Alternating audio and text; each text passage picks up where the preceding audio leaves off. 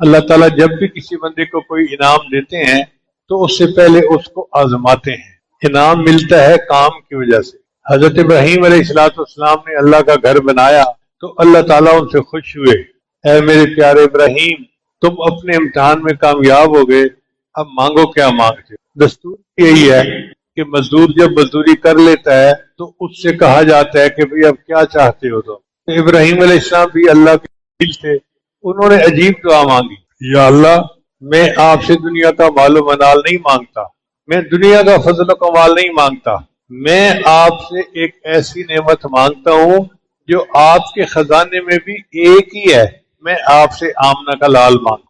ربنا وابعث فیہم رسولا، اے اللہ میں نے بیت اللہ بنا دیا، عبادت سکھانے والے کو بھیج دیجیے، مدرسہ بنا دیا، علم پڑھانے والے کو بھیج دیجیے۔ اللہ نے دعا قبول کر لی۔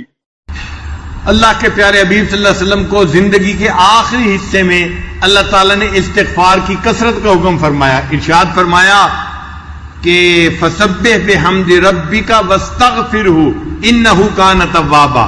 اب وہ اللہ کے محبوب صلی اللہ علیہ وسلم جو معصوم تھے، جنہوں نے حق ادا کر دیا تھا زندگی گزارنے کا، صحابہ سے پوچھا تھا حجۃ الوداع کے موقع پہ کیا میں نے اللہ کا پیغام پہنچا دیا؟ صحابہ نے 1,24,000 نے مل کر کہا تھا، ہم زبان ہو کے کہا تھا، اے اللہ کے حبیب صلی اللہ علیہ وسلم ادیت الامانہ، آپ نے امانت کو پہنچا دیا، نصح الامہ، امت کو آپ نے نصیحت کر دی۔ صحابہ نے جب تصدیق کی، نبی علیہ السلام نے شہادت کی انگلی آسمان کی طرف اٹھائی اور کہا اللہم اشہد، اللہ گواہ رہنا میں نے اپنی زندگی کے مقصد کو پورا کر کے دکھا دیا۔ تو جنہوں نے زندگی کے مقصد کو پورا کر کے دکھا دیا، اللہ ان کو بھی فرما رہے ہیں آپ اللہ کی تسبیح بیان کیجئے اور استغفار کیجئے، اللہ تعالیٰ توبہ کو قبول کرنے والا ہے۔ تو نتیجہ یہ نکلا ہر بندہ نیک ہو یا بد ہو، گناہگار ہو یا نیکوکار ہو، ہر بندے کو استغفار کرنا ہے تاکہ اللہ تعالیٰ اس کے کیے ہوئے عملوں کو قبول فرما لے۔ حضرت علی رضی اللہ عنہ عجیب انداز سے اللہ کے سامنے استغفار کرتے تھے، فرمایا کرتے تھے یا حی یا قیوم، یا رحمان یا رحیم، یہ اللہ تعالیٰ کے نام پکارتے تھے دعا سے پہلے۔ اللہ فرماتے ہیں وَلِلَّهِ الْأَسْمَاءُ الْحُسْنَى فَادْعُوهُ بِهَا، اللہ تعالیٰ کے پیارے پیارے نام ہیں، ان ناموں سے اپنے اللہ کو پکارو۔ چنانچہ وہ اللہ کو اس کے پیارے ناموں سے پکارتے تھے، یا حی یا قیوم، یا رحمان یا رحیم، اغفر لی الذنوب التی تحل النقم، اے اللہ میرے ان گناہوں کو معاف کر دے جو میرے اوپر ذلت کو حلال کر دیتے ہیں۔ اغفر لی الذنوب التی تغیر النعم، اے اللہ میرے ان گناہوں کو معاف کر دے جو میرے اوپر آنے والی نعمتوں کو بند کروا دیتے ہیں۔ اغفر لی الذنوب التی تورث الندم، اے اللہ میرے ان گناہوں کو بھی معاف فرما دے جن کی وجہ سے انسان کو ندامت اٹھانی پڑتی ہے۔ اغفر لی الذنوب التی تحبس القسم، اے اللہ میرے ان گناہوں کو بھی معاف فرما دے جس کی وجہ سے تیری رحمتیں بندوں پر تقسیم کرنی بند کر دی جاتی ہیں۔ اغفر لی الذنوب، اللہ میرے ان گناہوں کو بھی معاف کر دے الذی تنزل البلاء، کہ جس کی وجہ سے بلائیں نازل کر دی جاتی ہیں۔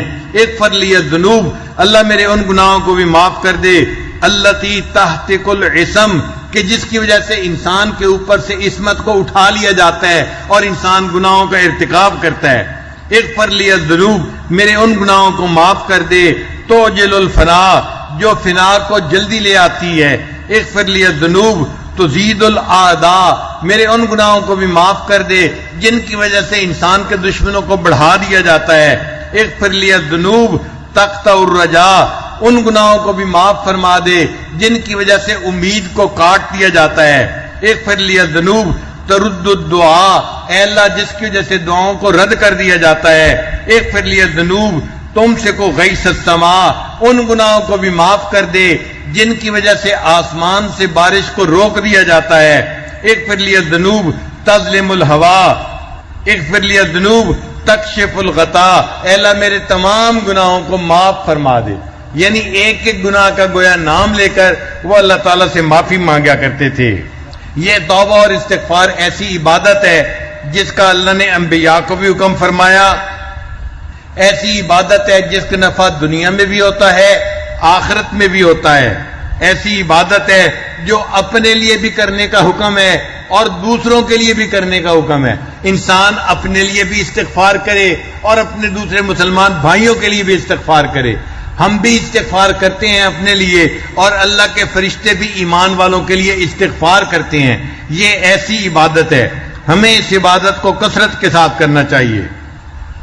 ایسی عبادت جو ہر غم کا مداوا ہے, ایسی عبادت جو انسان کو مایوس نہیں ہونے دیتی, ایسی عبادت جس کو کرتا دیکھ کر شیطان اپنے سر کے اوپر خاک ڈالتا ہے, چیختا اور چلاتا ہے میرے تو سالوں کی عبادت ضائع کر دی گئی. اپنی حالت پہ نادم ہونا, اپنے گناہوں پہ شرمندہ ہونا اور محبوب کو منانے کی فکر ہونا اور یوں کہنا کہ میرے رب میں مجرم ہوں مجھے معاف فرما دے, اس کو استغفار کہتے ہیں. چنانچہ حضرت یوسف علیہ السلام نے مچھلی کے پیٹ کے اندر توبہ کی تھی, اللہ نے 3 اندھیروں میں ان کی دعا کو قبول کر لیا تھا. 3 اندھیرے کون سے تھے؟ ایک رات کا اندھیرا, ایک سمندر کے پانی کا اندھیرا اور تیسرا مچھلی کے پیٹ کا اندھیرا. 3 اندھیروں کے اندر جہاں گپ اندھیرا تھا انہوں نے وہاں بیٹھ کر اللہ کو پکارا, اللہ نے ان کی دعا کو وہاں بھی قبول فرما لیا. ہم بھی اگر آج کی اس بابرکت رات میں, نورانی رات میں, رمضان کی رات میں اللہ کو پکاریں گے, اللہ تعالیٰ اس بابرکت رات میں ہماری دعا کیوں نہیں قبول فرمائیں گے؟ قرآن مجید میں ہے اذ نادا فی الظلمات, جب انہوں نے اندھیروں کے اندر اپنے رب کو پکارا اور یوں کہا لا الہ الا انت سبحانک انی کنت من الظالمین, اے اللہ آپ پاک ہیں اور اے اللہ میں گناہگار ہوں, میرے گناہوں کو معاف فرما دے. اللہ نے ان کی توبہ کو قبول کر لیا تھا. یہ جو ہے نا اللہ کی تسبیح بیان کرنا, یہ اللہ کو بہت پسندیدہ ہے. تسبیح پڑھنے کی وجہ سے اللہ نے ان کو مچھلی کے پیٹ سے نکال دیا تھا. اللہ تعالیٰ قرآن مجید میں فرماتے ہیں فلولا انہ کان من المسبحین, کہ اگر یوسف علیہ السلام اللہ کی تسبیح نہ پڑھتے للبث فی بطنہ الی یوم یبعثون, وہ قیامت تک مچھلی کے پیٹ کے اندر رہتے.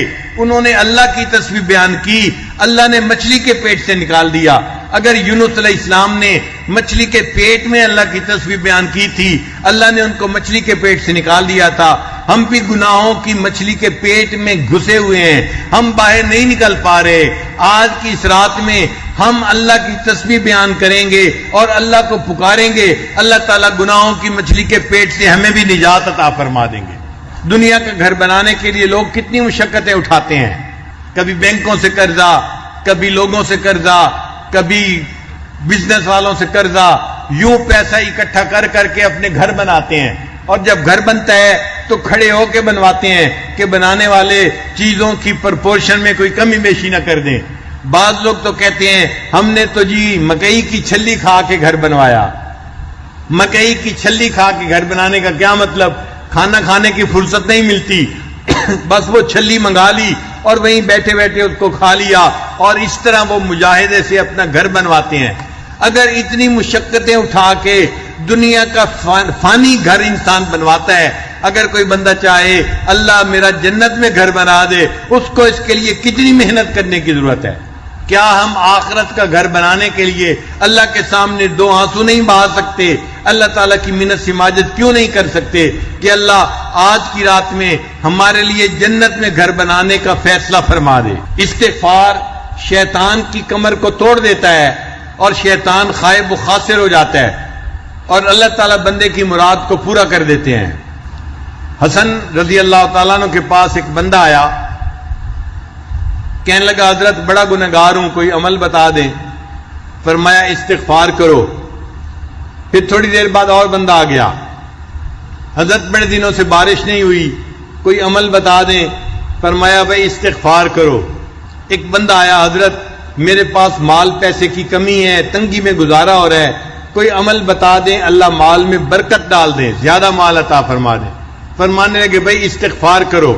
ایک بندہ آیا, حضرت میری اولاد نرینہ نہیں ہے, دعا کریں اللہ مجھے بیٹا عطا فرمائے. حضرت نے فرمایا بھائی استغفار کرو. پھر ایک بندہ آیا, حضرت میرا باغ ہے, دعا کرو اس کا پھل اچھا ہو جائے. فرمایا بھائی استغفار کرو. ایک بندہ آیا، میری زمین ہے کھیتی میں، زمین میں پانی نکل آئے، فرمایا بھی اس کے لیے استغفار کرو۔ اب جو بندہ پاس بیٹھا ہوا تھا وہ حیران ہوا، اتنے لوگ مختلف مسائل لے کے آئے اور حضرت نے سب کو ایک ہی کام کرنے کا حکم دیا۔ اس نے پوچھا کہ حضرت آپ کو یہ نسخہ کہاں سے مل گیا؟ جو آ رہا ہے آپ اس کو استغفار کا حکم دے رہے ہیں۔ حسن اللہ عنہ نے فرمایا کہ یہ نسخہ میں اپنی طرف سے نہیں بتا رہا، میرے کریم پروردگار نے قرآن مجید میں اس کو بتایا ہے۔ پھر انہوں نے قرآن مجید کی آیت پڑھی، فَقُلْ تَغْفِرُوا رَبَّكُمْ إِنَّهُ كَانَ غَفَّارًا۔ اب غفارہ میں اللہ تعالیٰ بندے کے گناہوں کو معاف کر دیتے ہیں۔ پھر یرسل السماء علیکم مدرارا، اللہ بارشیں بھی عطا فرماتے ہیں۔ ویمددکم باموال، اللہ مال بھی عطا فرماتے ہیں۔ وبنین، اور بیٹوں کے ذریعے سے بندے کی مدد کرتے ہیں۔ ویجعل لکم جنات، اللہ ان کو باغوں کے پھل عطا فرماتے ہیں۔ ویجعل لکم انہارا، اللہ ان سے زمین سے چشمے اور نہریں کو جاری فرما دیتے ہیں۔ ایک استغفار سے یہ سارے کام ہو سکتے ہیں۔ میرے پاس ایک نوجوان آیا، کہنے لگا حضرت بڑی تمنا ہے اللہ مجھے بیٹا عطا فرمائے، میں اور میری بیوی ہم بڑا پریشان ہیں، اور یہ کہہ کہ اس کی آنکھوں میں سے آنسو آ گئے۔ جب میں نے دیکھا کہ نوجوان ہے اور آنکھوں میں سے آنسو آ گئے، اس کا مطلب دل بہت دکھی ہے، تو میں نے اسے پیار سے سمجھایا۔ میں نے کہا کہ بھائی میں آپ کو ایک نسخہ تو بتاتا ہوں، کرنا ذرا مشکل ہے، اس کو اگر آپ کر لینا اللہ رحمت فرما دیں گے۔ کہنے لگا جی ہم کر لیں گے۔ میں نے کہا آپ کو بھی کرنا پڑے گا، آپ کی بیوی کو بھی کرنا پڑے گا۔ کہنے لگے ہم دونوں کرنے کے لیے تیار ہیں۔ میں نے کہا نسخہ یہ ہے کہ رات کے آخری پہر میں آپ اذان سے آدھا گھنٹہ پہلے اٹھیں، 15 منٹ میں آپ وضو کر لیں، اور بقیہ 15 منٹ میں 2 رکعت پڑھ کے اللہ کے سامنے 100 مرتبہ استغفار پڑھیں اور اپنے لیے دعا مانگیں، اللہ آپ کو بیٹا عطا فرما دیں گے۔ وہ بندہ گھر گیا، اس نے جا کے بیوی کو کہا کہ پیر صاحب نے کہا ہے کہ نسخہ مشکل ہے، لیکن میاں بیوی دونوں اگر کریں تو اللہ مراد پوری کر دیں گے۔ تو بیوی نے کہا کب سے پورا کریں؟ کہنے لگا کل سے کریں گے۔ بیوی نے کہا نہیں آج کی رات سے پورا کریں گے، ہم آج رات بھی تہجد پڑھیں گے اور فجر کی نماز بھی پڑھیں گے۔ وہ فجر کی نماز دونوں مس کر دیتے تھے، سوئے رہتے تھے۔ اب اللہ تعالیٰ کی شان دیکھیں، چونکہ اولاد کی تمنا تھی لہذا انہوں نے تہجد بھی پڑھنی شروع کی، فجر بھی پڑھنی شروع کی۔ ایک تو اللہ نے ان کو اولاد بیٹا عطا فرما دیا، اور دوسرا اس کی برکت سے اللہ نے ان کو فجر کی نماز اور تہجد کی نماز کی پابندی بھی نصیب فرما دی۔ تو اس نسخے کی برکت سے اللہ تعالیٰ نے ان کو اولاد نرینہ بھی عطا فرما دی، اور اللہ نے ان کو تہجد اور فجر کی پابندی بھی عطا فرما دی۔ آج بھی مجلس میں کوئی ایسا بندہ ہے جو چاہتا ہے کہ میرا بیٹا ہو، وہ اس نسخے پہ عمل کر کے دیکھ لے۔ اللہ کا کلام سچا ہے، وَمَنْ أَصْدَقُ مِنَ اللَّهِ قِيلًا، یہ بات آپ 100% سچی پائیں گے۔ اللہ آپ کو اولاد کی نعمت سے محروم نہیں کریں گے۔ گناہ کرنے کے 3 درجے ہوتے ہیں۔ ایک ہوتا ہے انسان کبھی گناہ کر بیٹھے، اس کو ظالم کہتے ہیں۔ اس کو کیا کہتے ہیں؟ ظالم، کہ یہ اپنی جان پہ ظلم کرنے والا ہے، یہ ظالم انسان ہے جو کبھی کبھی گناہ نیکی بھی کرے، کبھی گناہ کر دے، کبھی نیکی کبھی گناہ۔ تو جو کبھی کبھی گناہ کر بیٹھے اس کو کیا کہتے ہیں؟ ظالم کہتے ہیں۔ اور جو بندہ بڑے بڑے گناہ کرے، چھوٹے نہیں بڑے بڑے گناہ کرے، اس کو ظلوم کہتے ہیں۔ اس کو کیا کہتے ہیں؟ انہ کان ظلوما جہولا۔ تو اس کو ظالم نہیں کہتے، اس کو کیا کہتے ہیں؟ ظلوم کہتے ہیں۔ اور جو بندہ گناہ بار بار کرے اس کو ظلام کہتے ہیں۔ اس کو کیا کہتے ہیں؟ ظالم ہوتا ہے جو کبھی کبھی گناہ کر بیٹھے، اور ظلوم ہوتا ہے کہ جو بڑے بڑے گناہ کرنے والا ہو، اور ظلام ہوتا ہے جو بار بار گناہ کرنے والا ہو۔ اللہ تعالیٰ نے بندے کے تینوں کیفیتوں کے مقابلے میں اپنے 3 نام رکھے۔ ایک نام اللہ کا ظالم کے مقابلے میں ہے، اس کو غافر کہتے ہیں، کہ جو بندے گناہ کرے کبھی کبھی اللہ اس کے ان گناہوں کو معاف فرما دے۔ ایک ہے انسان کا نام ظلوم، اللہ نے اس کے بدلے اپنا نام غفور رکھا، چنانچہ جو بندہ بڑے بڑے گناہ کرتا ہے اللہ غفور ہے، اس کے ان گناہوں کو بھی معاف فرما دیتا ہے۔ اور ایک بندے کا نام ہے ظلام. اس کے مقابلے میں اللہ رب العزت نے اپنا نام رکھا غفار. اے میرے بندے تو اگر بار بار گناہ کرے گا میں بھی غفار ہوں, میں تیرے گناہوں کو بار بار معاف فرما دوں گا. اس لیے جب بندے سے گناہ سرزد ہو جائے تو اس کے لیے ایکسکیوز نہ دے اللہ کو, بلکہ گناہوں کو تسلیم کر کے اللہ سے معافی مانگے. ابو عثمان رحمت اللہ علیہ فرماتے ہیں کہ یقال, یہ کہا گیا, ان آدم علیہ السلام سائدہ بخمسۃ اشیاء, حضرت آدم علیہ السلام 5 باتوں کی وجہ سے سعادت پا گئے. کتنی باتوں کی وجہ سے سعادت پا گئے؟ 5 باتوں کی وجہ سے. پہلی بات اعتراف بالذنب, انہوں نے اپنے گناہ کا اعتراف کر لیا. اے اللہ مجھ سے گناہ سرزد ہو گیا ہے, میں اس کا اعتراف کرتا ہوں. اور دوسرا وندم علیہ, اور اس گناہ کے ہونے پر وہ نادم ہوئے, پریشان ہوئے, پشیمان ہوئے, یہ دوسری بات تھی. اور تیسرا ولام نفسہ, اور انہوں نے اپنے نفس کو ملامت کیا کہ یہ میرا نفس ہے جس کی وجہ سے یہ غلطی سرزد ہو گئی, تو اپنے نفس کو ملامت کی. اور چوتھا وسارا الی التوبۃ, اور توبہ کی طرف انہوں نے توبہ کرنے میں جلدی کی, دیر نہیں کی. اور 5ویں بات ولم یقنط من الرحمہ, اللہ کی رحمت سے وہ مایوس نہیں ہوئے. ان 5 باتوں کی وجہ سے اللہ نے ان کی بھول کو معاف کر دیا اور وہ سعادت پانے والوں میں شامل ہو گئے. شیطان نے بھی گناہ کیا تھا مگر اس نے 5 غلطیاں کر لیں, اور ان غلطیوں کی وجہ سے وہ ہمیشہ کے لیے اللہ سے دربار سے دھتکار دیا گیا. شیطان نے کون سی غلطیاں کی تھیں؟ پہلی بات وشقا ابلیس بخمسۃ اشیاء لم یقر بالذنب, ایک تو اس نے گناہ کا اقرار نہیں کیا. ولم یندم, دوسرا وہ نادم نہیں ہوا. تیسرا ولم یلم نفسہ, اس نے اپنے نفس کو ملامت نہیں کی. پھر چوتھی بات بل اضاف الی ربہ, اس کو اپنے رب کی طرف جو ہے اس کی مضاف کر دیا.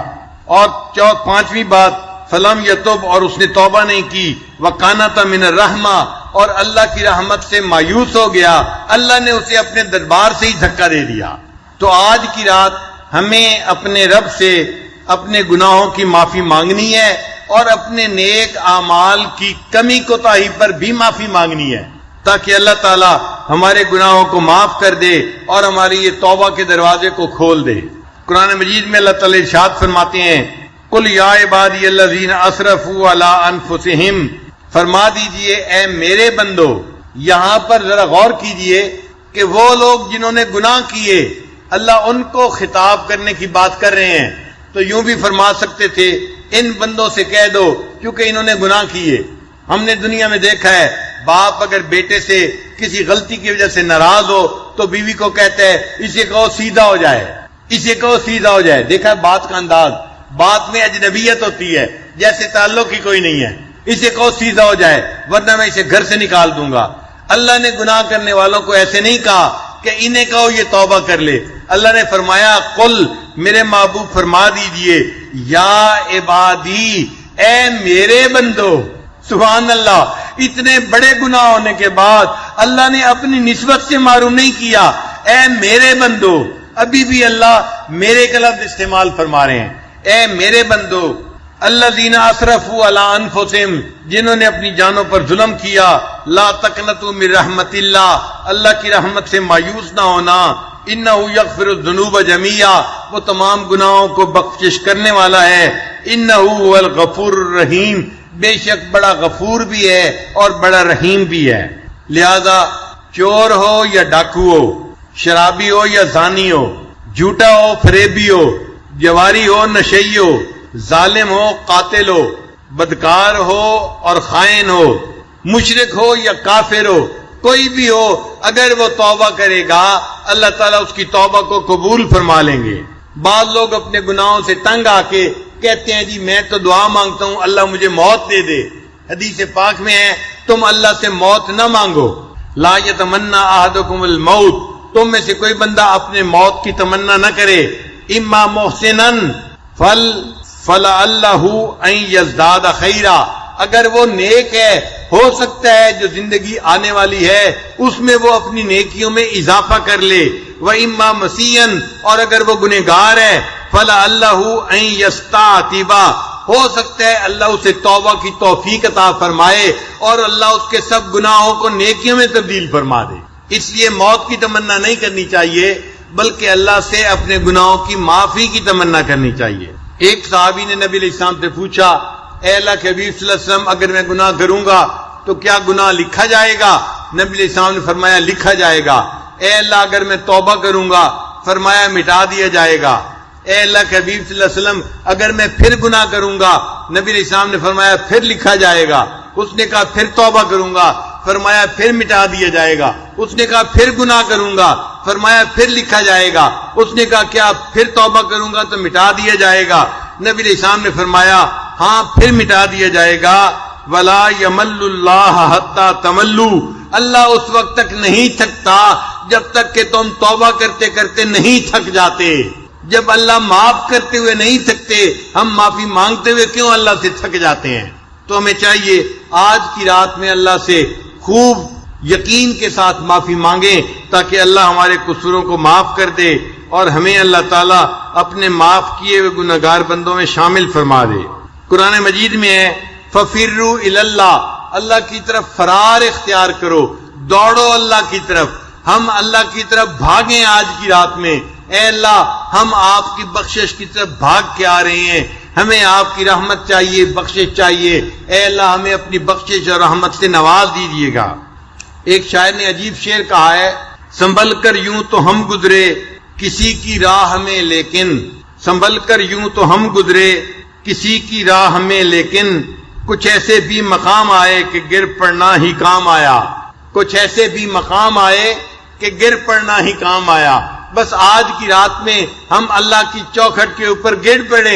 اے اللہ آج ہم نے آپ کو بنا کے اٹھنا ہے، اتنی بابرکت رات ہے، آپ نے اس رات میں مغفرت نہ کی تو کب مغفرت ہوگی؟ لہذا آج ہم آپ سے مغفرت کا فیصلہ کروا کے ہی واپس جائیں گے۔ کشف المحجوب میں علی اجویری رحمۃ اللہ لکھتے ہیں کہ ایک بزرگ تھے، وہ فرماتے ہیں مجھ سے ایک دفعہ گناہ ہو گیا، میں نے توبہ کی، پھر گناہ ہو گیا، پھر توبہ کی، پھر گناہ ہو گیا، پھر توبہ کی، گناہ ہوتا رہا، میں اللہ سے معافی مانگتا رہا۔ وہ کہتے ہیں کہ میں نے 70 دفعہ وہ گناہ کیا، جب 70ویں دفعہ پھر میں نے معافی مانگی، اللہ نے 71ویں دفعہ اس گناہ کو کرنے سے میری حفاظت فرما لی، پھر میں نے پوری زندگی اس گناہ کو کبھی نہیں کیا۔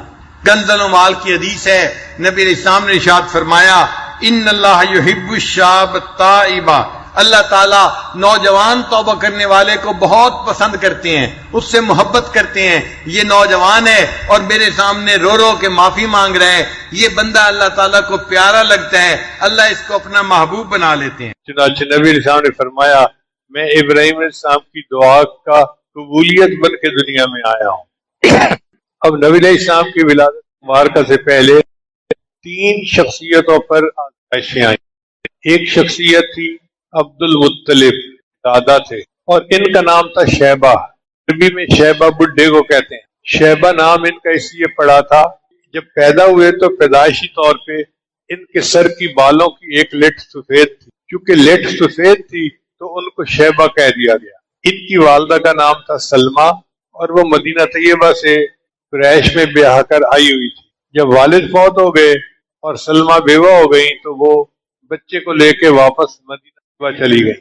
اب یہ بچہ غربت کے حالات میں اپنی والدہ کے ساتھ پرورش پانے لگا، مگر اللہ نے اس کو صلاحیتیں دی تھیں۔ صورت تھا ایک دفعہ مدینہ طیبہ کے نوجوانوں میں تیر اندازی کا مقابلہ ہو رہا تھا۔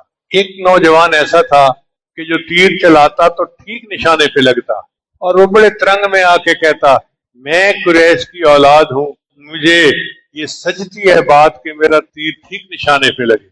ایک بندہ جو مطلب کا دوست تھا اس نے پوچھا یہ کون ہے؟ مطلب کا بھتیجا ہے، مگر اس وقت بہت ہی فقر و فاقہ کی زندگی گزار ہے اور اس کے خاندان کو اتنی بھی پرواہ نہیں کہ بچے کو لے جائیں اور اس کو وہاں مکہ جا کے پالے۔ اس نے آ کے مطلب کو یہ بات بتائی کہ بھائی آپ کا بھتیجا اس حال میں پرورش پا رہا ہے، آپ کچھ غیرت کرو اور بچے کو لاؤ اور یہاں اس کی تربیت کرو۔ مطلب نے قسم کھا لی کہ میں بچے کو جب تک لے کے نہیں آؤں گا چین پہ نہیں بیٹھوں گا۔ چنانچہ مطلب جو تھے وہ مدینہ آئے اور اس کی والدہ کو کہا کہ دیکھو بچے کی جدائی ہے تو بڑی چیز، لیکن بچے کی زندگی سنور جائے گی اگر تم ہمیں دے دو گے. اس نے اپنے رشتہ داروں سے مشورہ کیا. سب نے یہی کہا کہ قریش بڑے سردار ہیں، یہ بچہ وہاں جائے گا تو اس کی صلاحیتیں اجاگر ہوں گی اور یہ کسی کام کا بن جائے گا. چنانچہ سلمہ نے اپنے بیٹے کو مطلب کے ساتھ بھیج دیا. اب مطلب اپنے بیٹے کو سواری کے پیچھے بٹھا کے مکہ مکرمہ لائے. کسی بندے نے دیکھا کہ مطلب اپنے پیچھے ایک لڑکے کو بٹھا کے لائے ہیں. اس زمانے میں چھوٹے بچے غلام کے طور پر لیے جاتے تھے، ان سے کام کروائے جاتے تھے. تو اس نے اپنے طور پہ کہہ دیا کہ جی مطلب غلام لایا ہے، لہذا اس کا نام پڑ گیا عبد المطلب. حالانکہ وہ مطلب کے غلام تو نہیں تھے، وہ تو شیبہ تھے. بہرحال عبد المطلب مکہ مکرمہ رہنا شروع کر دیا. وہاں کی فضائی اور تھی. قریش بڑے قبیلے والے لوگ تھے، بڑے بڑے لوگوں کے معاملات آتے تھے قبائل کے معاملات آتے تھے اور ان کو سمیٹنے پڑتے تھے. عبد المطلب کی رائے ہمیشہ بہت اچھی ہوتی تھی. تو خاندان والوں نے مشورہ کیا کہ ہماری آنے والی اولاد میں یہ لڑکا سب سے زیادہ اچھے آئی کیو لیول کا بچہ ہے. چنانچہ انہوں نے عبد المطلب کو اہمیت دے دی اور آپس میں فیصلہ کیا کیوں نہ ہم اس کو اپنے خاندان کا بڑا بنا دیں. یوں عبد المطلب جو تھے وہ اپنے خاندان کے بڑے بن گئے. اب جب بندہ بڑا بنتا ہے تو اس کو ذمہ داری کا احساس ہوتا ہے. عبد المطلب کو یہ احساس تھا کہ مکہ مکرمہ میں پانی نہیں ہے اور پانی نہیں ہوگا تو زندگی کیسے گزرے گی. لہذا انہوں نے سوچا کہ میں پانی کو تلاش کروں. سنا تھا کہ یہاں پر ایک زمزم کا کنواں ہوتا تھا جو بند ہو چکا تھا وقت کے ساتھ، اب اس کا نشان نہیں ملتا تھا. عبد المطلب نے ایک کدال بنوایا، چٹانوں کو توڑنے لگ گیا. لوگ ہنستے تھے، لوگ ان کا مذاق اڑاتے تھے. گرمی کی شدید دھوپ میں وہ اکیلا چٹانوں کو توڑ رہا ہوتا تھا اور زمین کھود رہا ہوتا تھا. عبد المطلب نے سب کی باتیں برداشت کی اور اپنی تلاش میں لگا رہا. ایک ایسا وقت آیا کہ اس نے یہ منت مان لی کہ اگر مجھے زمزم کا پانی مل گیا تو میں اپنی اولاد میں سے ایک بیٹے کو اللہ کے نام پہ قربان کروں گا. اللہ کی شان دیکھیں. ایک دن عبد المطلب نے زمین کھودی تو وہاں سے زمزم برآمد ہو گیا. خوشی کی انتہا نہ رہی. اب قریش قبیلے نے فیصلہ کیا کہ چونکہ انہوں نے زمزم کو تلاش کیا ہے اس لیے ان کو مکہ مکرمہ اس سے بیت اللہ کا والی بھی بنا دینا چاہیے. یعنی خاندان کے بڑے تو پہلے تھے، اب یہ مکہ مکرمہ کے چابی بردار بن جائیں گے، والی بیت اللہ بن جائیں گے. یہ بہت بڑا اعزاز تھا اس زمانے میں جو کسی کو حاصل ہو سکتا تھا. چنانچہ عبد المطلب والی بیت اللہ بن گئے اور اللہ نے انہیں یہ نعمت عطا فرما دی. پھر کچھ دنوں کے بعد ان کو خیال آیا کہ میں نے تو منت مانی ہوئی تھی، بات پوری ہو گئی تو مجھے منت پوری کرنی ہے. چنانچہ انہوں نے اپنے بیٹوں کے نام قرہ ڈالا. ان کے 12 بیٹے تھے. جب قرہ ڈالا تو ان میں ایک بچہ جو سب سے زیادہ خوبصورت تھا اور سب سے زیادہ عقل مند تھا، اس کا نام تھا عبداللہ. اس کا نام نکل آیا. عبد المطلب تیار ہو گئے کہ میں نے عبداللہ کو اللہ کے نام پہ قربان کرنا ہے. سب لوگوں نے کہا کہ بھائی تم بیٹے کو ذبح نہ کرو بلکہ اس کی بجائے دے دو. عبد المطلب نے کہا وہ کیسے؟ ان کہا کہ اونٹوں کے درمیان اور عبداللہ کے درمیان قرہ ڈالو. چنانچہ قرہ ڈالا، عبداللہ کو ذبح کریں، اونٹوں کو نام عبداللہ کا نکلا. عبداللہ کو قربان کریں یا 20 اونٹوں کو، نام عبداللہ کا نکلا. 100 اونٹ بڑھاتے بڑھاتے 100 اونٹ ہو گئے. جب قرہ ڈالا کہ عبداللہ کو قربان کرے یا 100 اونٹوں کو تو اونٹوں کے نام قرہ نکل آیا. چنانچہ عبد المطلب نے 100 اونٹ قربان کیے اور عبداللہ جو تھے ان کو اللہ نے سلامت رکھا. تو آزمائش نبی علیہ السلام کے آنے سے پہلے 3 شخصیتوں پر آئی. ایک عبد المطلب جو دادا تھے، دوسرے حضرت عبداللہ جو نبی علیہ السلام کے والد گرامی تھے، اور تیسرا نبی علیہ السلام کی والدہ بی بی آمنہ. وہ کس طرح کہ جب عبداللہ بڑی عمر کو پہنچ گئے، جوانی کی عمر کو، تو عبد المطلب کو فکر ہوئی کہ میں اس کے لیے رشتہ تلاش کروں. مکہ مکرمہ میں کئی رشتے دیکھے مگر ان کو پسند نہیں آئے. ان سوچا چلو مدینہ طیبہ سے جا کے دیکھتے ہیں. تو مدینہ طیبہ میں ایک قبیلہ تھا بنو زہرہ. ان کی ایک بچی تھی اور بچی کا نام بھی تھا آمنہ. وہ اپنی شخصیت کی وجہ سے اور اپنے اخلاق کی وجہ سے بہت ہی زیادہ اچھی بچی تھی. رشتہ پسند آ گیا، چنانچہ رشتہ ڈالا گیا اور انہوں نے قبول کر لیا. یوں حضرت بی بی آمنہ کے ساتھ ہو گیا. رخصتی کے وقت بی بی آمنہ کی عمر 16 سال تھی اور حضرت عبداللہ کی 18 سال تھی۔ ابتدائی دنوں میں میاں بیوی چاہتے ہیں کہ ایک دوسرے کے ساتھ اکٹھے رہیں اور ایک دوسرے سے الگ نہ ہوں۔ دنوں میں بی بی آمنہ کو امید ہو گئی اور ایک قافلہ تھا جو شام جا رہا تھا تجارت کے لیے، تو عبد المطلب نے اپنے بیٹے حضرت عبداللہ سے کہا کہ بیٹے آپ بھی چلے جاؤ، واپسی پہ کچھ بچت ہو جائے گی اور گھر کے اخراجات میں آسانی ہوگی۔ چنانچہ حضرت عبداللہ نے رخت سفر باندھا۔ اب وہ دن بی بی آمنہ کے لیے بڑا اداس دن تھا کہ شادی کے چند ہی دن کے بعد خاوند جا رہا ہے، اور اس وقت کا سفر کوئی 1 یا 2 دن کا سفر نہیں ہوتا تھا، 4-6 مہینے لگ جاتے تھے آتے جاتے۔ چنانچہ حضرت عبداللہ روانہ ہوئے اور انہوں نے دیکھا کہ بی بی آمنہ بڑی غمگین ہے، تو انہوں نے ان کا دل رکھنے کے لیے کہہ دیا، آمنہ میں جا رہا ہوں، میں واپس آؤں گا نا تو تم دروازے کے قریب میرا استقبال کرنا، میں چاہتا ہوں گھر آ کر میں پہلے تمہیں ملوں۔ بی بی آمنہ نے وعدہ کر لیا۔ چنانچہ حضرت عبداللہ روانہ ہو گئے۔ اب اللہ کی شان دیکھیں کہ قافلہ آ گیا۔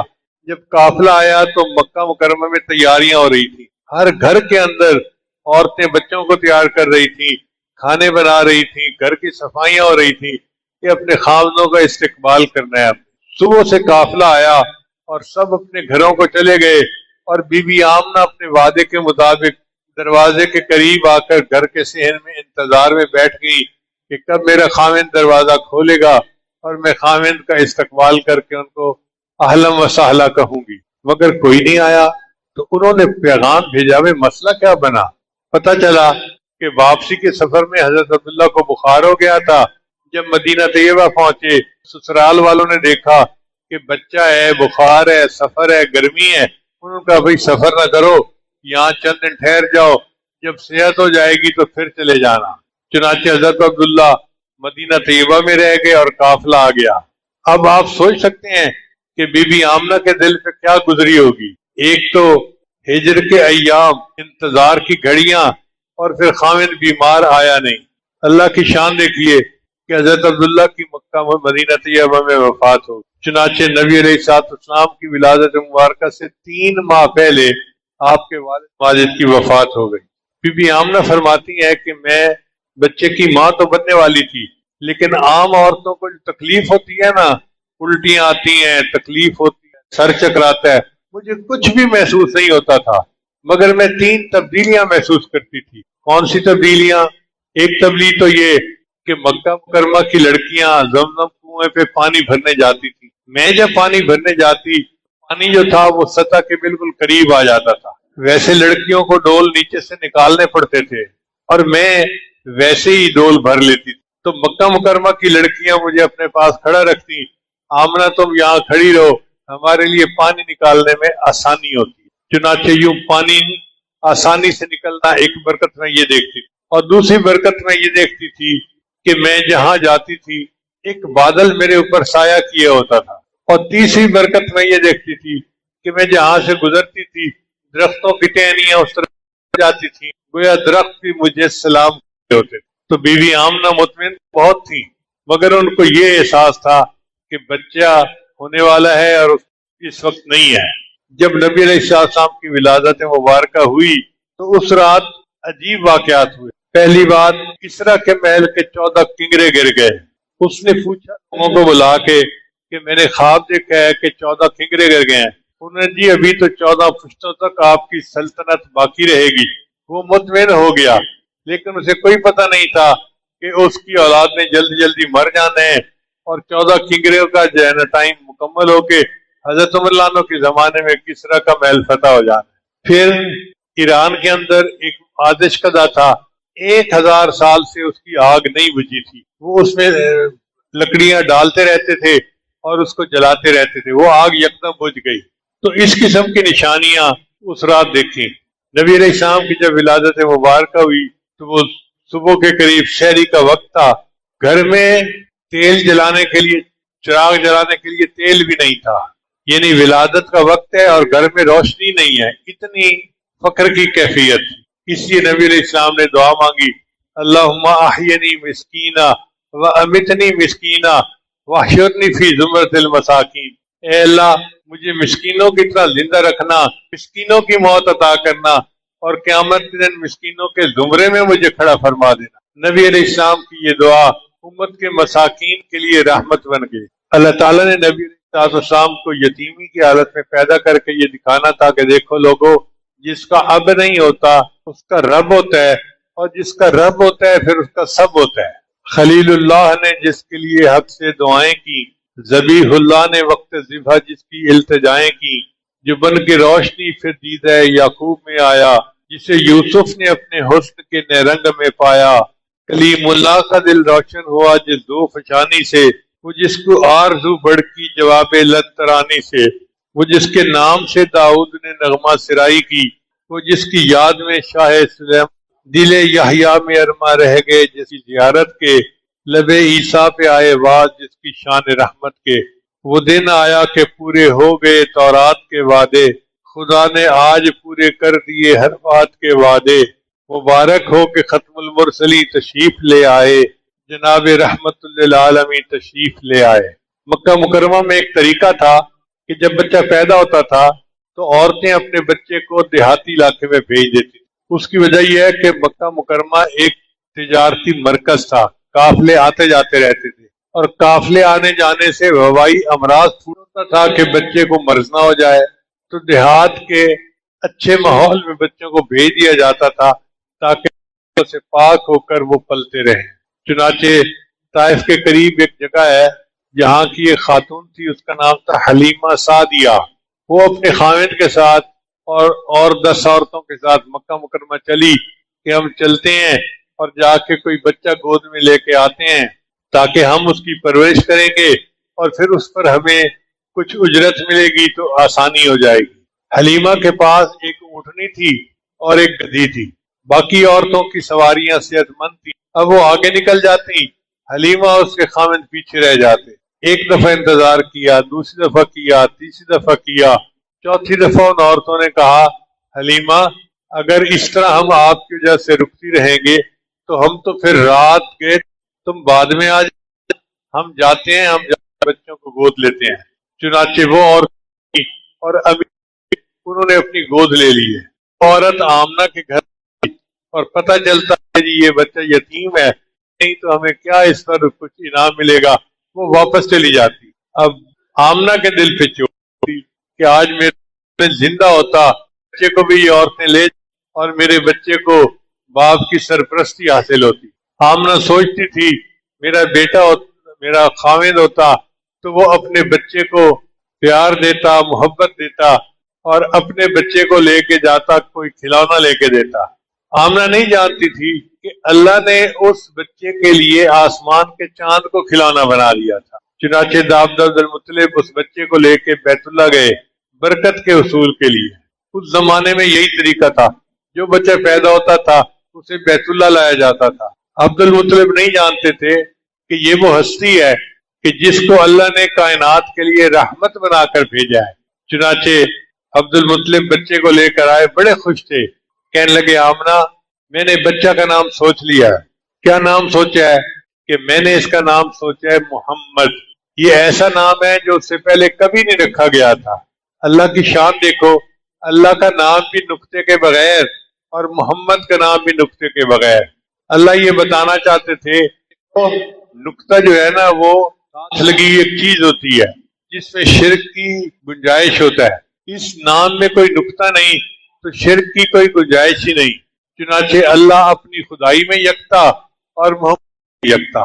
ایک اور بات پہ غور کیجیے کہ اللہ نے کلمے میں اپنا نام پہلے رکھا اور نبی علیہ السلام کا نام بعد میں رکھا۔ ہم جب پڑھتے ہیں نا لا الہ الا اللہ محمد الرسول اللہ، تو اللہ کا نام پہلے پڑھتے ہیں، محمد کا نام بعد میں پڑھتے ہیں۔ اس میں نقطہ کیا ہے؟ نقطہ یہ ہے بندو تمہاری زبانوں پہ غیبتیں ہیں، جھوٹ ہے، پتہ نہیں کیا کیا الا بلا بکتے رہتے ہو، تمہاری ناپاک زبانیں میرے محبوب کا نام نہ لیں، پہلے میرا نام لے کے اپنی زبان کو پاک کر لو، پھر میرے محبوب کا نام لینا۔ حلیمہ جب پہنچی تو مکہ مکرمہ میں جتنے بڑے گھروں کے بچے تھے وہ عورتیں لے کے چلی گئی۔ ایک گھر کا پتہ چلا کہ جس میں بچہ تو ہے باپ فوت ہو گیا ہے، تو حلیمہ نے سوچا چلو میں جا کے دیکھتی ہوں۔ وہ کہتی ہیں کہ جب میں آئی تو میں نے دیکھا کہ بچہ لیٹا ہوا ہے اور اس کے اوپر ایک باریک کپڑا ڈالا گیا ہے۔ حلیمہ کہتی ہے کہ میں نے کپڑا اٹھا کے بچے کو دیکھا تو بچہ مسکرایا، اور بچے کی مسکراہٹ اتنی اچھی تھی کہ میں تو اپنا دل ہی دے بیٹھی۔ میں نے اپنے دل میں سوچا کہ مجھے کچھ بھی نہیں ملے گا پرورش پر، بچے کی مسکراہٹ تو ملے گی، تو میرے بچے کو اٹھانے کے لیے تیار ہو گئی۔ میں نے کہا حلیمہ یہ بچہ مجھے دے دو۔ آمنہ نے کہا کہ اچھا میں بچے کو دیتی ہوں، مگر اس کے دادا آ رہے ہیں، ان کو آنے دو۔ لو جی آ گئے۔ اب حلیمہ بچہ لینے کو تیار، آمنہ بچہ دینے کو تیار۔ تو عبد المطلب نے پوچھا کہ حلیمہ تم بچے کو کیوں لے رہی ہو؟ اس نے کہا اس لیے کہ میں گاؤں کی رہنے والی ہوں، میں نے گاؤں میں ایسا خوبصورت بچہ نہیں دیکھا۔ آمنہ کہنے لگی میں شہروں کی رہنے والی ہوں، میں نے شہروں میں کبھی ایسا خوبصورت بچہ نہیں دیکھا۔ عبد المطلب نے کہا میں ملکوں میں پھرنے والا بندہ ہوں، میں نے کبھی کسی ملک میں اتنا خوبصورت بچہ نہیں دیکھا۔ اگر اس وقت جبریل السلام پاس ہوتے اور ان سے پوچھا جاتا کہ جی آپ بتائیں اس بچے کے حسن کے بارے میں، تو وہ جواب دیتے آمنہ تم نے شہروں میں ایسا حسن دیکھا، حلیمہ تم نے گاؤں میں ایسا حسن دیکھا، عبد المطلب تم نے ملکوں میں ایسا حسن دیکھا، میں پوری دنیا میں پھرا ہوں، میں نے پوری دنیا میں ایسا حسن جمال نہیں دیکھا۔ اے چہرہ زیبائے تو رشک بتان آزری، ہر چند وصفت میں کنم در حسن زاں بالات بسیار خوبہ دیدام اما تو چیزیں دیگری۔ اور اگر اللہ تعالیٰ سے یہ پوچھا جاتا کہ یا اللہ اس بچے کے حسن کے بارے میں آپ فرمائے، تو اللہ تعالیٰ کی طرف سے شاید یہ جواب آتا کہ تم لوگوں نے دنیا میں ایسا حسین نہیں دیکھا، میری کائنات میں اس ایسا حسین کوئی ہے ہی نہیں۔ حسینہ جمیلہ دا منہ توڑ دیتا، محمد بنا کے قلم توڑ دیتا۔ اللہ نے اپنے محبوب صلی اللہ علیہ وسلم کو ایسا حسن و جمال عطا فرمایا۔ کسی شاعر نے حلیمہ کے بارے میں اشعار لکھے ہیں، حلیمہ میں تیرے مقدراں تو صدقے، تو مدنی دا جھولا جھلیندی بھی ہو سے، نی انگلی نہ پا کے تو ویڑے دے خدا دے سجن نو ٹریندی بھی ہو سے، نی عرشاں دا چن نے کھلونا بھی جسدا نو کھڑیندی بھی ہو سے، نوا کے دعا کے تے سرما بھی پا کے تو تھوڑی ہلا کے ہسیندی بھی ہو سے، نی سونے دا مکھڑا نورانی نورانی تو تقدیر تے رہی ہے چمیندی بھی ہو سے۔ بچے کو جب ماں تیار کر لیتی ہے نا تو پھر وہ سوچتی ہے اس کو نظر نہ لگے، تو کئی دفعہ تھوڑی پکڑ کے اس کو کہتی ہے ذرا مجھے ہنس کے دکھاؤ، مسکرا کے دکھاؤ، اس کا مطلب نظر اتر جائے گی۔ تو شاعر کہتا ہے کہ حلیمہ تیرے کیا مقدر ہیں کہ تو اس اللہ تعالیٰ کے محبوب کو جو ہے وہ سجا دھلا کے پھر تو ہنساتی ہوگی۔ کدی نال تیرے نزاکت سونا اور رسدہ بھی ہو سی منیندی بھی ہو سے۔ کئی دفعہ بچے اپنی ماں سے روٹھ جاتے ہیں تو مائیں ان کو پیار سے سمجھاتی ہیں بیٹا ماما سے نہیں روٹھتے، ماما سے نہیں جو ہے نا وہ خفا ہوتے، بیٹا ذرا ہنس کے دکھاؤ مجھے۔ وہ کہتے ہیں کہ کبھی حلیمہ تو کتنی قسمت والی ہے کہ تو اس قسمت والے بچے کو جو ہے وہ پیار کرتی تھی اور اس کو ہنسانے کی کوشش کرتی تھی۔ چنانچہ حلیمہ بچے کو لے کے باہر آئی، خاوند انتظار کر رہا تھا، اس نے کہا کہ حلیمہ بچے کو لے آئی؟ اس نے کہا ہاں لے آئی ہوں، میں دعا کرتی ہوں کہ اس بچے کی وجہ سے ہمارے گھر میں برکت ہو جائے گی۔ اب وہ واپس جانے کے لیے اپنی اونٹنی پر سوار ہونے لگے۔ اللہ کی شان دیکھیں کہ حلیمہ اپنے گود میں بچے کو لے کر بیٹھی، جب اس کا خاوند کے اوپر بیٹھا کہ میں اونٹ کو چلاؤں تو اونٹ نے چلنے سے انکار کر دیا، جب نیچے اترتا ہے تو اونٹ چلنے کو تیار، جب اونٹ پر بیٹھتا ہے تو اونٹ جو ہے انکار کر دیتا ہے۔ بڑی پریشانی کیا ہوئی؟ تو حلیمہ نے کہا کہ ایسے کریں کہ مجھے بچہ دے کے آگے بٹھائیں، آپ پیچھے بیٹھیں۔ چنانچہ حلیمہ بچے کو گود لے کے آگے بیٹھی اور خاوند پیچھے بیٹھا۔ اب اونٹ نے بھاگنا شروع کر دیا۔ وہ اونٹ جو کمزور تھا، جو بیمار تھا، جو آتے ہوئے چل ہی نہیں پاتا تھا، اب وہ تیزی سے بھاگا جا رہا ہے۔ اتنا تیز بھاگا کہ جو عورتیں پہلے بچے لے کے چلی تھی وہ راستے میں تھیں اور حلیمہ کا اونٹ ان سے، تو انہوں نے حلیمہ سے پوچھا حلیمہ کیا تم نے سواری بدلی؟ میں نے سواری تو نہیں بدلی، سواری کا سوار بدل گیا۔ حلیمہ کہتی ہیں کہ میرے گھر میں چند بکریاں تھیں جن کا دودھ جو ہے بڑھاپے کی وجہ سے کم تھا، تو ہم پریشان ہوتے تھے، مگر اس بچے کو لے کے جب وہ گھر آئے تو گھر میں جتنے برتن تھے وہ سارے کے سارے دودھ سے بھر گئے۔ میرا خامد بھی مجھے کہنے لگا حلیمہ یہ بڑی برکتوں والا بچہ ہے، اس کی وجہ سے اللہ نے ہمارے گھر میں اتنا دودھ۔ اللہ تعالیٰ نے اپنے بعض پیغمبروں کو محل میں پالا۔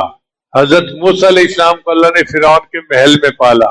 اللہ چاہتے تو تم کو بھی کسی حلیمہ کے غربت کا دکھانا تھا کہ جس کے پاس ککھ بھی نہیں، یہ بچہ ایسی برکتوں والا کہ آیا تو اب آ گیا ہے۔ حلیمہ کہتی ہیں کہ میرا ایک اور بچہ بھی تھا، مگر یہ بچہ ایک طرف سے دودھ پیتا تھا، طرف کا دودھ اپنے دوسرے بچے کے لیے چھوڑ دیتا تھا۔ یعنی بچپن میں اللہ نے ان کے اندر یہ انصاف رکھا تھا۔ چنانچہ بچے کو پالتے رہے۔ ان کی ایک بیٹی تھی جو کوئی 15-16 سال کی تھی، وہ بکریاں چراتی تھی۔ اب بکریاں جو تھیں وہ خوب پیٹ بھر کے آتی اور خوب دودھ دیتی، تو بنو سعد کی عورتیں حلیمہ سے پوچھتی حلیمہ تم بکریاں کہاں چراتی ہو؟ ہم بھی بکریاں وہیں چرائیں گے تاکہ ہماری بکریاں بھی زیادہ دودھ دیں، مگر ان کی بکریاں اتنا دودھ نہیں دیتی تھی۔ ایک دن صبح 10-11 بج گئے اور بکریاں چرانے کے لیے نہیں گئیں۔ ماں نے شیما سے پوچھا کہ شیما آج تم بکریاں چرانے نہیں گئی؟ اس نے کہا اماں گرمی بہت ہے، بکریاں زیادہ ہیں، میں اکیلی ہوں، پیچھے بھاگ بھاگ کے تھک جاتی ہوں، مجھ سے بکریاں نہیں چرائی جاتی۔ شیما تمہارا باپ بھی بوڑھا ہے، میں بھی بوڑھی ہوں، گھر میں جوان بچی تم ہی ہو، یہ کام تو تمہیں ہی کرنا پڑے گا۔ شیما نے کہا اماں میں یہ کام کروں گی، مگر میری ایک شرط ہے۔ کیا شرط ہے؟ شرط یہ ہے کہ یہ چھوٹا بھائی جو محمد ہے نا، اس کو میرے ساتھ بھیج دیں۔ ماں نے کہا بیٹا کوئی عقل کی بات کرو، تم بچے کو سنبھالو گی یا بکریاں چراؤ گی؟ اماں بھائی کو بھیجیں گی تو میں بکریاں بھی سنبھال لوں گی، اور اگر بھائی کو نہیں بھیجیں گی تو مجھ سے بکریاں بھی نہیں سنبھلتی۔ اب ماں نے ذرا پیار سے پوچھا کہ شیما بتاؤ اصل مسئلہ کیا ہے؟ تو شیما نے جواب دیا بھائی کو لے کر گئی تھی تو میں نے دیکھا کہ راستے میں ایک راہب ملا، اس نے میرے بھائی کو دیکھا تو کہنے لگا کہ یہ تمہارا بھائی بہت بڑی شخصیت بنے گا۔ کی تعریف سن کے بڑا اچھا لگا، پہلی بات۔ دوسری بات کہ جب میں جاتی ہوں تو میں ایک جگہ بچے کو گود میں لے کے بیٹھ جاتی ہوں، میری بکریاں جلدی جلدی گھاس چن کے آ جاتی ہیں، پھر اس کے بعد باتی وقت یہ بکریاں اور میں بس اس بچے کی شکل ہی دیکھتی رہتی ہیں، اس کی خوبصورتی کو ہی دیکھتی رہتی ہیں۔ اس طرح نبی علیہ السلام نے وہاں پر پرورش پائی۔ شیما نے نبی علیہ السلام کے لیے ایک لوری بنائی تھی، ربنا ابقی لنا محمدا، اے اللہ میرے بھائی محمد کو سلامت رکھنا۔ جیسے عورتیں دعائیں دیتی ہیں نا، انشاءاللہ عمر دراز ہوگی، اللہ تمہاری زندگی لمبی کرے، تو شیما کی یہ دعا تھی ربنا ابقی لنا محمدا۔ 4 سال کے بعد حلیمہ بی بی آمنہ کے پاس، جب بچے کی عمر 6 سال کی ہو گئی تو اس وقت بی بی آمنہ کو دل میں خیال آیا کہ مجھے بہت عرصہ ہوا میں اپنے میکے نہیں گئی، تو میں بچہ لے کے جاتی ہوں، میکے والوں کو بچہ بھی دکھاؤں گی اور ایک چکر لگا کے آتی ہوں۔ چنانچہ انہوں نے عبد المطلب سے اجازت مانگی اور بچے کو لے کے اور ایک وادی کو لے کے مدینہ طیبہ آ گئے۔ جو دیکھتا تھا بچے کو وہ حیران ہوتا تھا، اتنا خوبصورت بچہ، اتنا خوبصورت بچہ۔ بی بی آمنہ حضرت عبداللہ کی قبر پر بھی گئی۔ نبی اسلام فرماتے ہیں میں چھوٹا بچہ تھا، مجھے کچھ پتہ نہیں تھا، بس مجھے اتنا یاد ہے کہ میری والدہ قبر پہ کھڑی رو رہی تھی اور والدہ کو روتے دیکھ کر میں بھی رونے لگ گیا۔ چھوٹا بچہ تھا نا، تو ماں کی آنسو دیکھ کر بچے نے بھی رونا شروع کر دیا۔ اب بی بی آمنہ کیوں رو رہی تھی؟ شاید وہ حضرت عبداللہ سے خیال میں باتیں کر رہی تھی کہ عبداللہ آپ نے مجھے ایک امانت دی تھی، کاش آج آپ زندہ ہوتے تو آپ دیکھتے کہ وہ بچہ کتنا خوبصورت ہے جسے لے کے میں آپ کے پاس آ گئی ہوں۔ پھر کچھ دنوں کے بعد بی بی آمنہ وہاں سے واپس چلی۔ اللہ کی شان دیکھیں کہ راستے میں ابوا ایک مقام تھا، وہاں پہنچے تو بی بی آمنہ کی بھی وفات ہو گئی۔ اب آپ اندازہ لگائیے کہ دنیا میں تشریف لانے سے پہلے والد کی وفات ہو گئی، نہیں دیکھ سکے، اور اب 6 سال کی عمر ہے اور والدہ بھی فوت ہو گئی۔ 6 سال کا بچہ تو بڑا چھوٹا ہوتا ہے۔ چنانچہ اس باندی نے واپسی کا ارادہ کیا، تو جب سواری پر چڑھنے لگی تو دیکھا کہ بچہ نہیں ہے۔ باندی نے کہا چلو محمد ہمیں واپس جانا ہے، تمہارے دادا انتظار میں ہوں گے۔ تو بچہ کہنے لگا نہیں تم چلی جاؤ، میں یہیں اپنی اماں کی قبر پہ زندگی گزار لوں گا۔ بچے کے دل پہ کتنا بڑا صدمہ ہوگا اپنی والدہ کی جدائی کا، کوئی اس کا اندازہ ہی نہیں لگا سکتا۔ بہرحال کسی نہ کسی طرح بچے کو منا کے وہ باندھی بچے کو لے کے چلی۔ ادھر دادا عبد المطلب کا یہ حال تھا کہ کافی دن گزرنے کے بعد وہ اپنے پوتے کو دیکھنے کے لیے اداس ہو گئے تھے۔ وہ روزانہ صبح کا ناشتہ کرتے اور مکہ مکرمہ سے